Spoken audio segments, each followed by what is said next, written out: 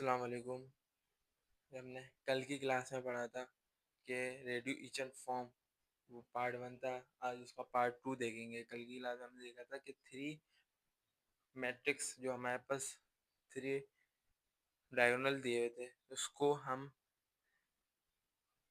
ने किस तरीके से यूनिट वेक्टर में कन्वर्ट किया था। आज हमारे पास है 4 का, ठीक है। तो हम इसको किस तरीके से यूनिट वेक्टर में कन्वर्ट करेंगे, आज की क्लास में हम ये देखेंगे। हमारे पास ए का जो मैट्रिक्स दिया हुआ है वो दिया हुआ है 1 2 3, कॉलम 1, कॉलम 2 दिया हुआ है -2 -1 1, कॉलम 3 दिया हुआ है 3 2 2, कॉलम 4 दिया हुआ है -1 2 and 3 into reduce equation form to find rank. सही है। अब हम डालेंगे ए का मैट्रिक्स। हमें पहला कॉलम 0 करना है, ठीक है। हमें पहला कॉलम 0 करना है, तो हम ये करेंगे कि -2 को मल्टीप्लाई करवा देंगे R1 में और प्लस करवा देंगे R2 में। -2 को मल्टीप्लाई करवा देंगे R1 में और प्लस करवा देंगे R2 में। जब 2 - 2 इक्वल टू हो जाएगा 0। -2 को मल्टीप्लाई कराएंगे -2 के साथ और प्लस करवा देंगे R2 में, तो जाएगा -1 + 4 के। जब -2 को मल्टीप्लाई करवाएंगे 3 के साथ, उसको प्लस करवाएंगे R2 में, तो 3 2 6, माइनस का 6, तो 2 - 6 हो जाएगा हमारे पास। उसके बाद -2 को मल्टीप्लाई करवाएंगे R1 से, सही है। तो -1 इंटू -2, तो ये हो जाएगा प्लस का 2, उसको प्लस करवा दो R2 में। तो हमारे पास जो बन रहा है 1 0 3, 2 से 2 गया, 2 से 2, 2 से 2 गया, 0 है हमारे पास। -2 ऐसे लिखा हमने, ये प्लस का 3, माइनस प्लस माइनस, लेकिन साइन बड़े नंबर की लगाई जाती है, तो प्लस का 3, 2 - 6, तो हमारे पास हो गया माइनस का 4। बाकी चीजें ऐसी उतरेंगी, -1 ऐसे आएगा, ये 2 + 2 4 और 3 ऐसे उतरेगा, सही है। अब हमें करना है इसे 0, कॉलम 1 के रो 3 का 1 को 0 करना है हमें। वो किस तरह से करेंगे, -3 को मल्टीप्लाई करवाएंगे R1 में और प्लस करवा देंगे R3 में। -3 को R1 में मल्टीप्लाई करवाएं तो -3 आ गया, -3 को इससे करवाएं, यहाँ पे आ जाएगा -3 + 3 2 6, सही है। माइनस उतर आएगा 3 3 9, 2 - 9, माइनस माइनस प्लस 3 1 3, सही है। हमारे पास आया 1 0 0 1 0 0, -2 3, अब 3 7 और 3, -4 -7 -1, उसके बाद 4, उसके बाद 6, सही है। अब हमें इसे 1 करना है। जो 3 है कॉलम 2 का रो 2, जो 3 है कॉलम 2 का रो 2 में जो 3 आ रहा है, उसको हम 1 कैसे करें, सही है। हम उसको 1 कैसे करें, तो उसके हमारे लिए फॉर्मूला होता है कि माइनस, अगर लिखा हुआ है, अगर नहीं लिखा हुआ माइनस, तो ऐसे लिखेंगे 1/3 को मल्टीप्लाई करवा दें R2 के साथ, सही है। R2 में पहला कॉलम 0 है, वो तो 0 ही रहेगा। उसके बाद दूसरे कॉलम में 3 इंटू 1/3, 3 इंटू 1/3 हो जाएगा, 3 3 से कैंसिल, 1 बचेगा हमारे पास, सही है। उसके बाद है -4 इंटू 1/3 हो जाएगा माइनस का 4/3। बाकी सारी चीजें ऐसी उतरेंगी सेम। और लास्ट जो है हमारे पास वो 4 इंटू 1/3, यहाँ पे भी वही आएगा 4/3, सही। हमारे पास पहला कॉलम हो गया 1 0 0। हमारे पास अब आएंगे सेकंड कॉलम पे, सही है। अब हम करेंगे कि हमारे पास ये अच्छी हो गई हमारे पास कॉलम टू रो टू में 1 आ गया हमारे पास, नहीं उससे हम ऊपर रो 1 और रो 3 को हम 0 बनाएंगे कॉलम 2 के। सही है, हमारे पास है रो 1 का कॉलम 2 का जो नंबर है वो है -2। सही है, तो जो 2 R2 को मल्टीप्लाई कर 2 इंटू R2 प्लस करवा देंगे R1 में। जब 2 1 के साथ मल्टीप्लाई होगा तो प्लस का 2 रहेगा और 1 के साथ प्लस हो जाएगा। 1 R1 के साथ प्लस होगा तो माइनस का 2 और प्लस का 2। सही है, उसके बाद 2 को -4/3 को मल्टीप्लाई करवाएंगे 2 के साथ। उसके बाद ऐसी जो उसको प्लस करवा देंगे R1 में। सही है, तो हमारे पास 3 - 8/3 4 2 8। उसके बाद हमारे पास होगा माइनस का 1। सही है, हमारे पास यहाँ इसलिए माइनस आया क्योंकि यहाँ पे माइनस का 4 था। यहाँ पे कुछ भी नहीं, यहाँ पे आएगा 8 प्लस का 8/3 जो यहाँ पे उतरा वही यहाँ पे आएगा। तो ये बस साइन का फर्क है इसमें। सही है, जब हम इसको करेंगे -2 + 2 हमारे पास आएगा 0। तो ये बाकी बाकी सारी चीजें ऐसी उतरेंगी। ये हो जाएगा 3 3 9। तो 3 के नीचे कुछ भी नहीं है तो 3 3 9 9 - 8 1/3।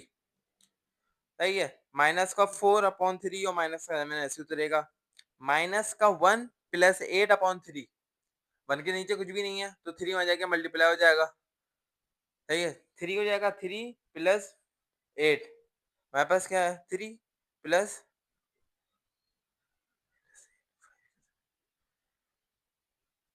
3 माइनस प्लस माइनस प्लस का 5/3 तो हमारे पास आंसर है 100,017 1/3 माइनस का 4/3 और माइनस का 7 5/3 4/3 और 6।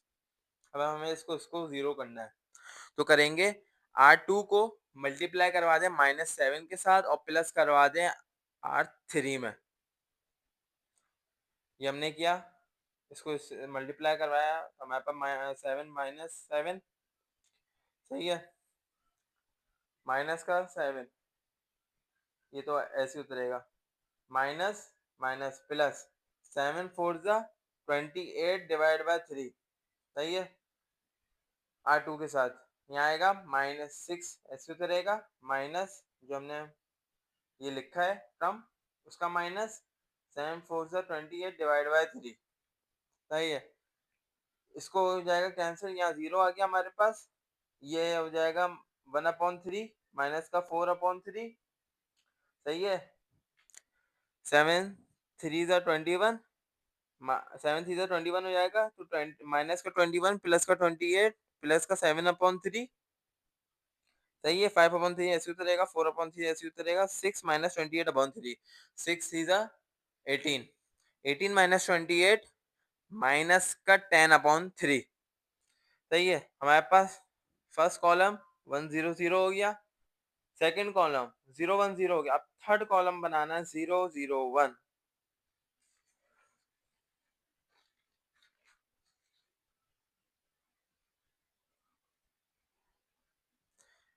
सही है,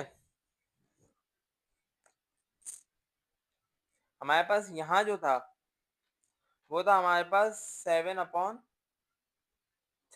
सही है, सही है, तो हमारे पास जो अभी डायगोनल बन रहा है वो बन रहा है 111।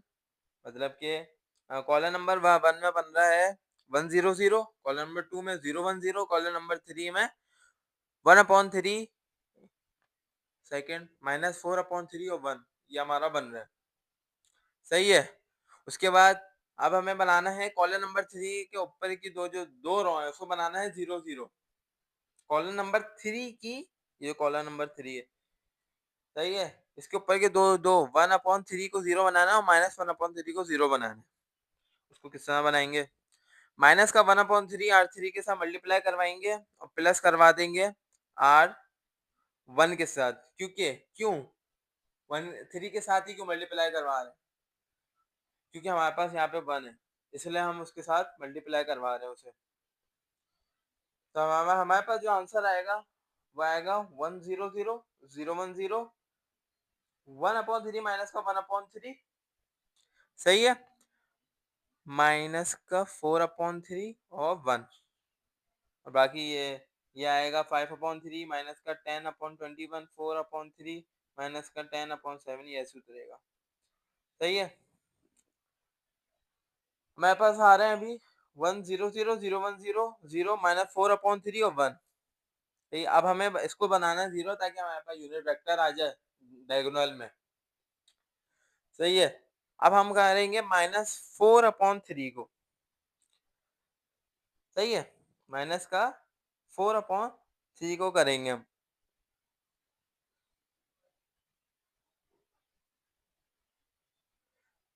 ये हो जाएगा हमारे पास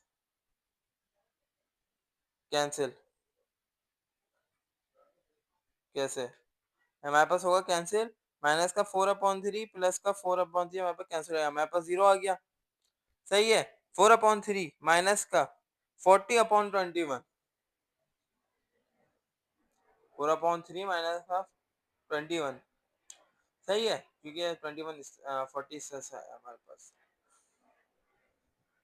4/3 को मल्टीप्लाई करवाया हमने R3 के साथ और प्लस करवा दिया R2 में, तो हमारे पास हो गया 4 10 40 माइनस का और 7 3 21, सही है। जो हमारे पास जो फाइनल आंसर बन रहा है वो 100, 010, 001, या हमारे पास रैंक जो बन रहा है ये बन रहा है 3 का, और इसको नहीं देखेंगे हम, डायगोनल 3 का बनाते हैं। अगर 3 4 होगा तो डायगोनल 3 का बनेगा, मैट्रिक्स जो बनेगा हमारे पास ये 3 का, ये 1 2 3 4 है, कॉलम 4 है, लेकिन जो रो है वो 3 4 है, सॉरी, जो रो है वो 3 है, जो कॉलम है 4 है, तो इसमें से 3 का बनेगा। और अगर 4 ऐसे हो और 4 ऐसे हो, मतलब 4 कॉलम 4 रो, तो मतलब बनेंगे 1 0 0 1 0 0 0 1 0 0 0 1, उसके नीचे आएगा यहाँ 1, तो यहाँ आएगा 1 0 0 0, 3 दफा यहाँ 0, तो जाएगा 0 1 0 0। जब हम 4 मैट्रिक्स बनाएंगे, रो कॉलम 4 4 होंगे, 4 इंटू 4 होंगे, सही है। फिर कुछ इस तरह से बनेगा हमारे पास 1 0 0, और यहाँ आएगा एक और दफा 0, यही है, 0 1 0, तो यहाँ 0 आएगा, 0 0 1, तो यहाँ 0 आएगा। उसके बाद जो लास्ट वाला होगा हमारे पास, जब 4 4 का बनेगा तो यहाँ होगा 0 0 0, लेकिन हमारे पास अभी 4 4 का नहीं है, अभी इसका कोई काम नहीं है हमारे पास। हमारे पास ये फाइनल आंसर है, हमारे पास जो रैंक आ रहा है वो 3 का आ रहा है। आज की क्लास में हमने देखा कि 3 रो और 4 कॉलम का मैट्रिक्स रेड्यूसिशन फॉर्म में किस तरीके से सॉल्व किया जाता है।